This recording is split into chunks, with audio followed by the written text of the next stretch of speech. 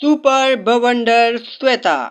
एक समय की बात है, चंपापुर नामक एक गांव में श्वेता नाम की एक लड़की रहती थी। एक दिन श्वेता ऐसे ही कहीं जा रही थी कि अचानक तेज की आंधी चलने लगी। ये अचानक से इतनी तेज हवा कैसे चलने लगी? तभी श्वेता देखती है कि वहां एक बहुत बड़ा बवंडर आ रहा है। अरे नहीं, ये तो एक बड़ा बवंडर है, अब मैं क्या करूं? तभी वह बवंडर तेजी से श्वेता की ओर बढ़ता है। अरे नहीं, ये तो मेरी तरफ बढ़ रहा है। फिर देखते ही देखते बवंडर श्वेता को अपने अंदर समा लेता है और कुछ ही समय में बवंडर धीरे धीरे छोटा होने लगता है और छोटा होकर गायब हो जाता है। वही बवंडर एक रेगिस्तान में प्रकट होता है। वह धीरे धीरे बड़ा होता है, फिर श्वेता को आजाद कर देता है। अरे ये क्या, ये मैं कहाँ आ गई? इस बवंडर ने तो मुझे रेगिस्तान में लाकर छोड़ दिया, अब मैं क्या करूंगी? तभी वह बवंडर गायब हो जाता है और वहां एक परी प्रकट हो जाती है। अरे तुम कौन हो? मैं बवंडर परी हूँ। मैंने ही तुम्हें यहाँ लाया है। क्या? लेकिन क्यों? बताती हूँ, सुनो। आज एक खास दिन है।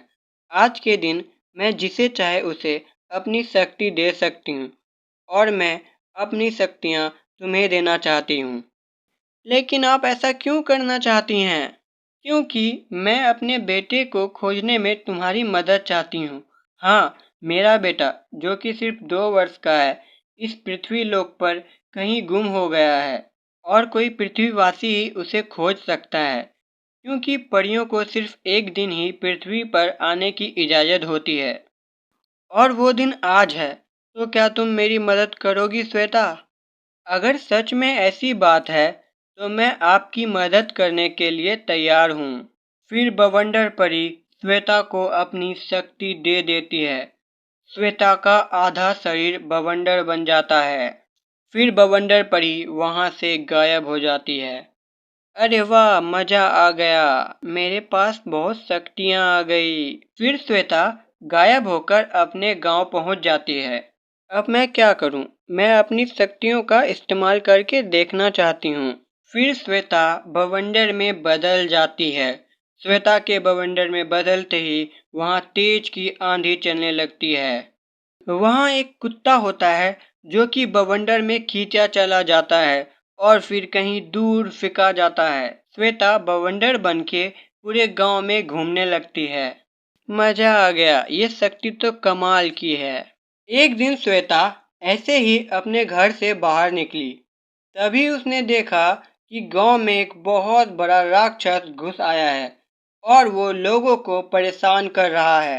अरे नहीं, ये क्या, हमारे गांव में इतना बड़ा राक्षस! ये तो सब कुछ तबाह कर देगा। अब मुझे ही कुछ करना होगा। सुपर बवंडर श्वेता को ही कुछ करना होगा। तभी श्वेता बवंडर में बदलने लगती है। बवंडर में बदलकर श्वेता उस राक्षस की तरफ बढ़ती है। रुक बे राक्षस, मैं तुझे अभी बताती हूँ। फिर श्वेता अपने शरीर से एक और बवंडर निकालती है।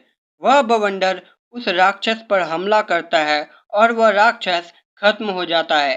राक्षस के खत्म होते ही वहां पर एक दरवाजा आ जाता है। दरवाजे से कुछ आवाज आती है।